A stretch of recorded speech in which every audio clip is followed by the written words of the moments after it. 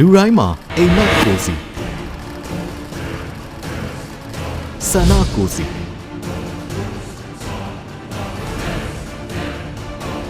ယူသွမှုကိုစီရီမန်းချက်ကိုစီရှိကြပါတယ်ဒီစံနေရငယ်လေးတွေကသူကအရန်ဟိုသူအရန်ခေါင်းမာတယ်သူတကူကူလိုချင်မရဘူးဆိုရှင်ကျမ်းမြင်တဲ့နှစ်ခုနဲ့ကိုအဲ့လိုစောင့်ပြီးတော့ငိုတယ်ပေါ့နော်သူ့ရဲ့ငငယ်တွေကယူသွမှုအိမ်မက်ရီမန်းချက်နဲ့ဆန္ဒကတော့အမှုပညာပဲဖြစ်ပါတယ်ငယ်တော့ဆိုရင်အဲ့ဟိုတိတ်အခွေလေးရှိတယ်သူကပြန်ပြီးတော့အဲ့လိုမျိုးဟို rewind လုပ်လို့ရတယ်အဲ့ဟာတော့ recorder နဲ့လို့ဖန်ပြီးတော့ဒီဟာဟိုအဲ့အိမ်သားတွေကိုခေါ်သွားပြီးတော့ recording သွင်းခိုင်းပြီးမှညောင်အိမ်သားတွေကိုသွားရဲအဲ့ recorder လုံးယူကက်ဆက်လုံးယူပြီးတော့အဖေအခွေဆိုဝတ္ထုအခွေပိုင်းလည်းမချမ်းဘူးပြန်ပြီးတော့ပြန်သွင်းပြီးတော့သချင်းတွေဆိုအဖေကဖွင့်လိုက်လို့ရှိရင်အဖေကတော့တိုင်ထွက်လာဟိုးငငယ်လေးတွေကတချင်းဆိုတာကတာကိုအယမ်းဝါသနာပါပြီးတော့ပျော်မွေ့ခဲ့ပါတယ်မူဂျိုဘဝတွေကအထက်တန်းကျောင်းပြီးတဲ့အထိကျောင်းကပွဲတိုင်းလိုသူပါဝင်ခဲ့ပါတယ်ပြီးတော့သူကစိုင်းဆောင်နေပါတယ်ပြန်တယ်နောက်ကျောင်းမှာကပွဲဘာကပွဲမဆိုသူကထိတ်ဆုံးပါပဲကြပြားတွေစာစီစာကုန်းတွေဇလန်းတိုလေးတွေစောင်းပါးလေးတွေရေးရတာကိုသူအယမ်းနှစ်သက်ပါတယ်သူစာဖတ်စပွဲခုံလေးရှင်းတဲ့ခါကျသူ့ရဲ့ကျောင်းစာလေးတွေနောက်မှာပေါ့သူဝတ္ထုတူလေးသူရေးထားတယ်ဟိုလူကဘလို့ဆိုတော့ဇလန်းတူလေးခါရတော့ငါသမီးလေးနည်းနည်းတေးတော့ပါလားပေါ့နော်ဗျာဟောစာလေးစာရေးသားလေးလည်းကောင်းတယ်ပေါ့ကျောင်းမှာစာစီစာကုန်းကြပြားပြိုင်ပွဲတွေစာတန်းပြိုင်ပွဲဟောပြောပွဲတွေပြိုင်ပွဲတွေမှာသူကပါဝင်ခဲ့တယ်လို့စုတွေလည်းအများကြီးရရှိခဲ့ပါတယ်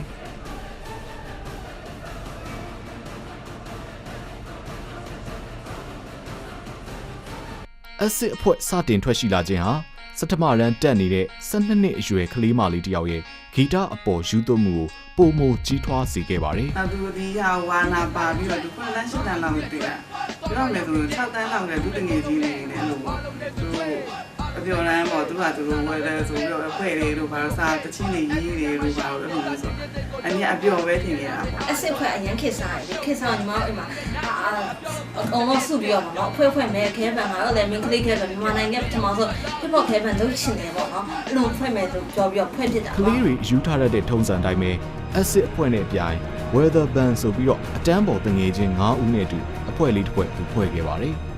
အားလုံးနဲ့မှာပေါ့နော်ညီမတို့မှာတချင်းအဓိကရေးအောင်မိဆန်နေပေါ့မိဆန်ကသူရေးပြီးညီမတို့ချပြညီမတို့သူကဆရာကြီးပေါ့ဒါဘယ်သူဆိုပေါ့မိဆန်နီဟာသူရေးထားတဲ့တချင်းအပိုင်းစာတွေကိုတငယ်ချင်းတွေကိုဆိုပြလိုက်သူ့တငယ်ချင်းတွေကကောင်းနေဆိုပြီးတော့မြှောက်ပေးလိုက်နေသူဟာနဲ့သူတော့ဟုတ်နေတာပါပဲညီမရဲ့အဲ့တုန်းကနာမည်ချက်တချင်ခါတီးတော့နေရများပေါ့နော်ပြီးတော့အဲ့တချင်ကိုညီမကတခြားတငယ်ချင်းတို့ဆိုပြသူများရအောင်ဝေဖန်တဲ့လူတွေရှိရပေါ့တချို့ကြောက်တယ်ဟိုစားကျင်တို့တချို့ကောင်လေးကြောက်ဟာနေတို့တခြားဘာကြီးလဲပောက်ကရရပါအဲ့လိုပြောပေါ့တချို့ကြောက်တယ်အားပေးတဲ့တငယ်ချင်းတွေရှိဟာဆက်လို့အစင်ပြေမှာပါဘာညာအဲ့လိုပြောရတယ်ရှိပါတယ်နည်းနည်းလေးအသက်ကြီးလာတော့10တန်း9တန်းလောက်ရောက်လာတဲ့အခါမှာသူ့ရဲ့ယူသွမှုတွေကိုစိတ်ကူးယဉ်ကြည့်ဖို့သူစတင်ပြီးတော့ကြိုးစားခဲ့ပါတယ်အပိုင်းသူအဲ့တချင်းလေးလုံးမယ်ဆိုတော့သူ့ဖေနဲ့တော့မှလိုက်ခံကြည့်ကြတယ်အဖေကသဘောမကျဘူးเนาะပညာရေးမှာအားနည်းသွားမယ်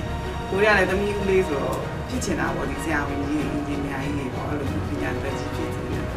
တငယ်ချင်းတွေနဲ့တချင်းတစ်ပုတ်လောက်စမ်းပြီးအတန်သွင်းကြည့်ခဲ့ခြင်းပေမဲ့ပညာရေးဟူသာအာယုံစိုက်စေခြင်းနဲ့မိဘတွေကတော့လုံးဝခွင့်မပြုခဲ့ပါဘူး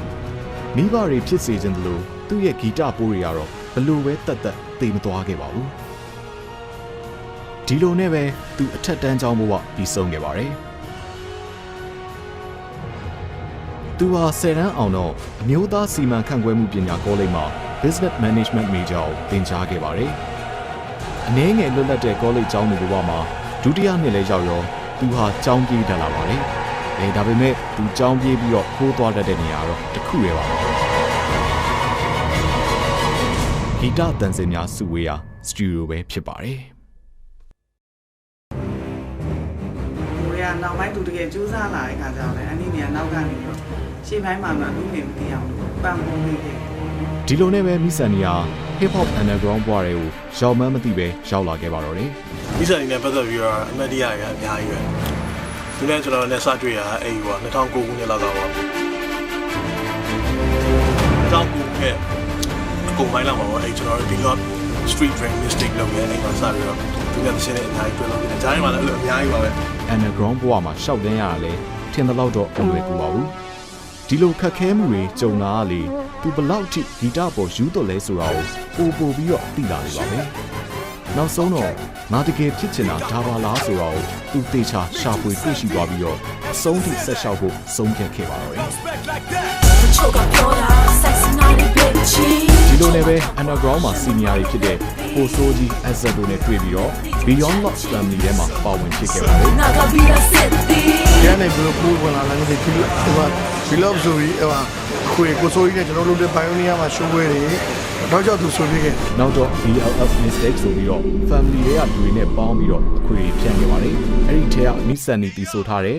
Vlog ဆိုကြနဲ့အနက်ရောင်နှစ်သမီးတချင်း MTV နှစ်ပုတ်ဟာ underground ပရိသတ်တွေကြားမှာမိဆန်ဒီဆိုတဲ့နာမည်ကိုစတင်ရင်းနှီးစေခဲ့တဲ့ပထမဆုံးမှတ်တိုင်တေးသေးလေးနှစ်ခုဖြစ်ခဲ့ပါတယ်underground လူငယ်တွေကိုမြေတောင်မြောက်ပေးဖို့ဆိုပြီးတော့ကိုဆိုင်ဆိုင်နဲ့ Bobo Entertainment တို့ပူးပေါင်းစီစဉ်ထုတ်ဝေတဲ့ပျော်စရာကြီးဆိုတဲ့ official album ထဲမှာပထမဆုံး mainstream ခြေလှမ်းတစ်ရပ်ဖြစ်ပါဝင်ရွေးချယ်ခြင်းခံခဲ့ရပါတယ်။အဲ့ဒီခွေထဲမှာပါဝင်တဲ့ကိုယ့်ရဲ့တက်တက်ငယ် 99.99% ဆိုတဲ့ချင်းတွေလူငယ်တချို့ရဲ့တက်ခံအားပေးခြင်းခံခဲ့ရပါတယ်။ second ရက်တက်ရလောက်မှာသူနာမည်စကြီးလာပေါ့နာမည်စကြီးဆိုသူအစောစလုံးမှတိလာ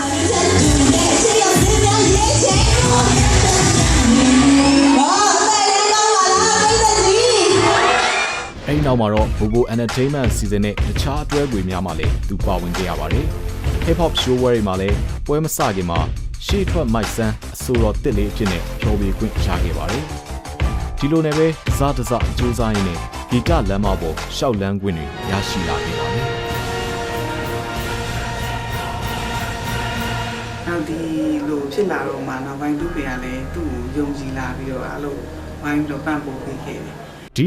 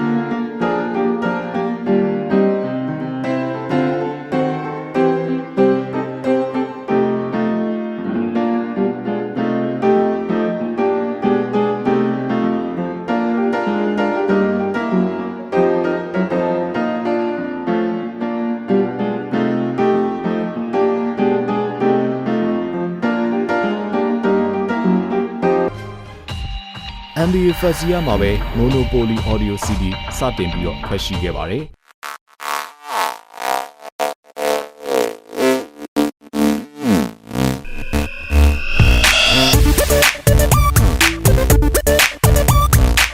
ဒီပရိသတ်ပါဟောပြီးတော့သူဆိုတာလေးတွေကြိုက်တယ်တချင်းအေးလေးနဲ့ဖမ်းထားနိုင်တယ်နေတဲ့ဖွင့်ပြောချင်လို့ဆောင်ကြည့်နေရ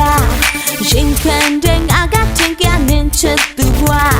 နေစတဲ့ကကကြမှာပဲနေလက်တဲ့ကအန်စာဝဲ Monopoly socks and low back was straight like it အဲ့မဆာဘွဲကိုတီးစစ်ပါလို့အကုန်ပြီးအောင်လုပ်ပြီးတော့သူလုပ်ချင်တယ်ဖြစ်ချင်တယ်သူရဲ့ဒီဆိုတော့ဒီလိုအောင်လည်းသူလုပ်လာခဲ့ဖြစ်အောင်သူလုပ်တယ်အဲ့ဒီနောက်ပိုင်းမှာတော့နာမည်နည်းနည်းလေးရလာတဲ့နိစန်နီယာကျောင်းတစ်ဖက်နဲ့အမှုပညာအလုပ်တွေကိုစူးစမ်းလုပ်ကိုင်နေအမှုပညာကြီးလေးတွေစုပြီးတော့ MBA second year မှာ Monopoly DVD ကိုအသက်နိုင်ဆုံးငွေအားလူအားချိန်အားများစွာရင်းနှီးပြီးတော့ထုတ်ဝေခဲ့ပါတယ်ခုနကလည်းအစီအလေးကိုသိခဲ့တဲ့ပြန်လာနဲ့ရှောက်လာတယ်ရှောက်လာ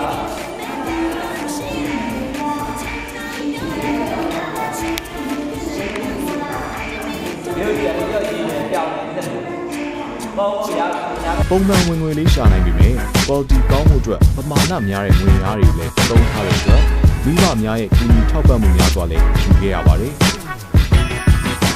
သမီးရဲ့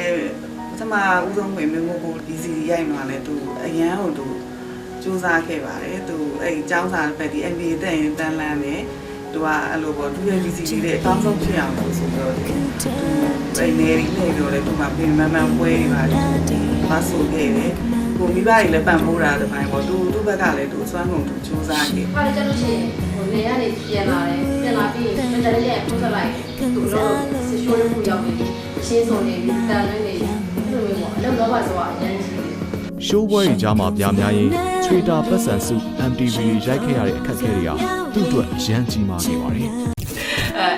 ်အိမ်မှာစပြီးတော့စကားတွေအရင်များလာတယ်စိုက်ကိုကြီးလည်းအရင်ဖောက်တတ်တယ်လို့သူလုံပြီးသားဆိုလည်းခဏခဏပြန်ပြီးတယ်ကောင်းနေပြီဆိုလည်းမဟုတ်ဘူးခုနမကောင်းဒီနာမကောင်းလို့ possible နဲ့မကောင်းလို့ပဲလိုက်ညင်သွားသူကမကောင်းလားလို့မကောင်းလို့ဖြစ်လိုက်တယ်ကောင်းလားလို့မကောင်းတယ်လို့ဖြစ်လိုက်တယ်နောက်ဆုံးတော့ဒီရင်းနှီးမှုတွေဟာအရာထင်ခဲ့ပါပြီဒီခွေမှာမိဆန်ရဲ့ကိုရိုင်းရေးကိုပိုင်ခန်းစားချက်ရေခဲရိုက်ပြုံးတဲ့ချင်းနဲ့ပရိသတ်အများအပြားလက်ခံအားပေးမှုတွေရရှိစေခဲ့ပါတယ်ငါနေကိုမောင်းမပေါ်ခုတီမေလို့မမရတာကိုငါနေကိုမောင်းမပေါ်ခုတီချစ်လို့မမဝတာကိုငါနေကိုမောင်းမပေါ်လောင်နာကတောင်းတသေးတာမို့ငါနေကိုမောင်းမပေါ်ငွေငါမတစ်ချက်မှမတွေးတာမို့ရေဒီလိုနဲ့ပဲပရိသတ်ပြီးတဲ့နေရာသေးသေးလေးတစ်ခုကိုဂီတလောကမှာသူရရှိတယ်ရှမ်းကြောင်သွားတယ်ချောက်ချပွဲမင်းအတာတော့ရှောက်ရှားခွေမြင်ခွင်းတယ်ဘယ်တော့မှပုံမဖို့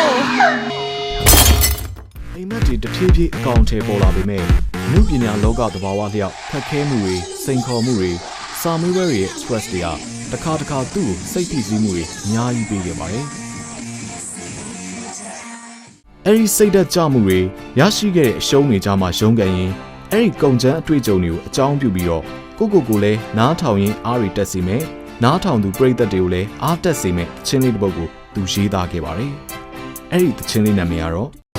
ပြစ်တိုင်းတော့အမေရှိဘူးတယ်ဖြစ်နိုင်တယ် ဒီတိုင်းတော့အခုစားလို့တော့သူအများကြီးစီနေရတယ်။နားမလေးစိတ်အိမ်ပေါ့နော်။သူ့ရဲ့ဒုတိယတကူတော်ခွေပြစ်တိုင်းတော်ခွေလေးကိုသူတေချာအချိန်ပေးပြီးတော့စနစ်တကျပုံဖော်ထားပါတယ်။ဒီတိုင်းတော်မှာလည်းအဲ့လိုပဲသ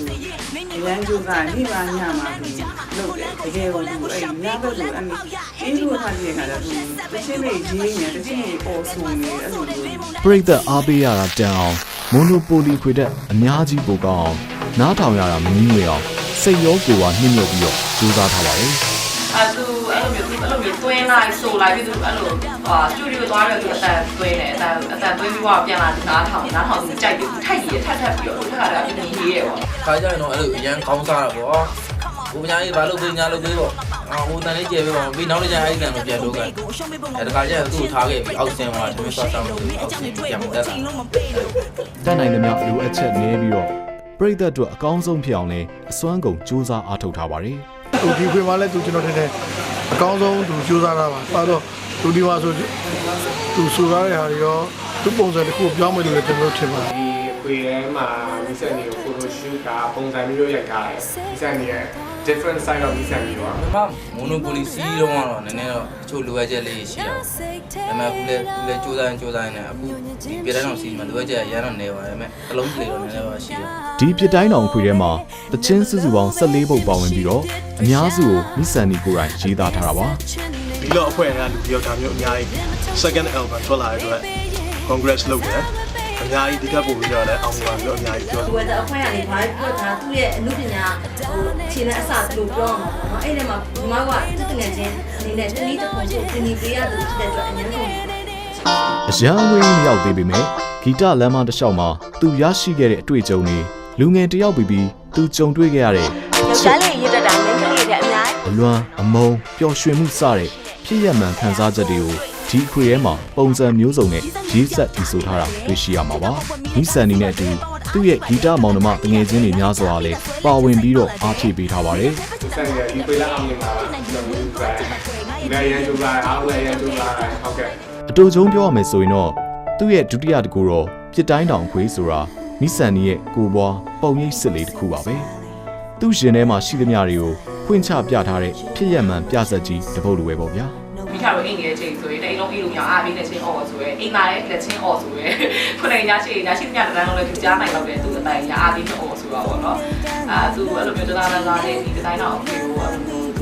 အဖေနဲ့နဲ့ဆိုမျိုး stress ရန်ညာဒီ break တဲ့အတွက်ညာကျူးစားပြီးထားပါတယ်လို့အားကြောင့်သူရဲ့ခေလေးအားပေးနေပါတယ်ဒီခါနေပါရှင်အဲဒါကြောင့်တော့မှမိုးနေပြီးတော့ဒီထွက်လာမယ်ပြတိုင်းတောင်ပေါ့နော်ပြတိုင်းတောင်လိုပဲသူကအမြဲတမ်းမလဲပဲနဲ့ပေါ့အမြဲတမ်းထောက်နိုင်ဖို့မတော်အမြဲတမ်းဆူတောင်းတယ်ဒီလိုပဲသူမမမတ်နဲ့ရှစ်ဆက်ပြီးတော့ အောင်မြင်အောင်ဆွဆောင်နိုင်ဖို့လည်းအမှရှိမဖြစ် တမီးနေမကြလေသူစတူဒီယိုတွေယူတာယူလဲဆိုတော့တမီးနေကောက်သွားမယ်နော်ဘာညာနဲ့ပြောရရင်မှတမီး2နိုင်လောက်အိမ်ပါနေလုံးလောက်တယ်လို့ပါဆိုပြောလို့အရင်ကကြိုးစားခဲ့တယ်ဒီပြည်တိုင်းထောင်လေးကိုတော်တော်အားဆုံးပုံလိုက်လုပ်ထားတယ် Shout out to my girl Misani right here. Go get the album June 29. The Pit Dine Down install. Yeah, straight up. ဒီ documentary video clip လေးကိုမိတ်ဆက်နေရိုက်ကူးဖြစ်ခဲ့ရတော့မိတ်ဆက်ငငယ်တွေကဒီဂီတနဲ့ပတ်သက်ပြီးတော့ပေါ့နော်ဘယ်လောက်ထိအယူသွတ်ခဲ့ဘယ်လိုအိမ်မက်တွေရှိခဲ့ဆိုတာပြည့်တဲ့ကြည့်သိစေချင်လို့ပါနောက်တော့အခုမိတ်ဆက်နေရောက်နေတဲ့နေရာလေးကဘာမှမဟုတ်သေးပါဘူးဒါပေမဲ့ဒီဂီတလောကမှာဒီလိုနေရာတစ်နေရာပိုင်ဆိုင်ရဖို့ဆိုတာအရင်ကမလွယ်ကူပါဘူးအဲ့တော့မိတ်ဆက်နေကိုဒီနေရာလေးတစ်နေရာပေးထားတဲ့အတွက်ရနောက်မိတ်ဆက်နေငယ်တွေကအယူသွတ်ခဲ့အိမ်မက်တွေကိုအကောင့်တွေထုတ်ပေးခဲ့တဲ့အတွက်ပြည့်တဲ့ကြည့်မိတ်ဆက်ကျေးဇူးအများကြီးတင်ပါတယ်ရှင်အခုကတော့မစံနေအခုဒီတိုင်းအောင်ဆိုတဲ့ဒုတိယတစ်ခုတော့ခွေလေးထွက်ရှိပါမယ်အဲ့ခွေလေးကိုလည်းပြည်သက်ကြီးကအားပေးပါအောင်လို့မစံရတောင်းဆိုချင်ပါတယ်ရှင်ကျေးဇူးအများကြီးတင်ပါတယ် တေးကြတာတစ်ခုကတော့သူချစ်တဲ့သချင်းတွေအတွက်သူချစ်တဲ့ပရိသတ်တွေအတွက်ဘလို့ပဲခက်ခဲကြမ်းတမ်းပါစေဒီဂီတလမ်းကြောင်းပေါ်မှာပြစ်တိုင်းတောင်လေးတစ်ခုလိုပဲလဲလိုက်ထောင်လိုက်ပြန်ထလိုက်နဲ့ဆက်လက်ရက်တည်သွားအောင်မယ်ဆိုတာပါပဲ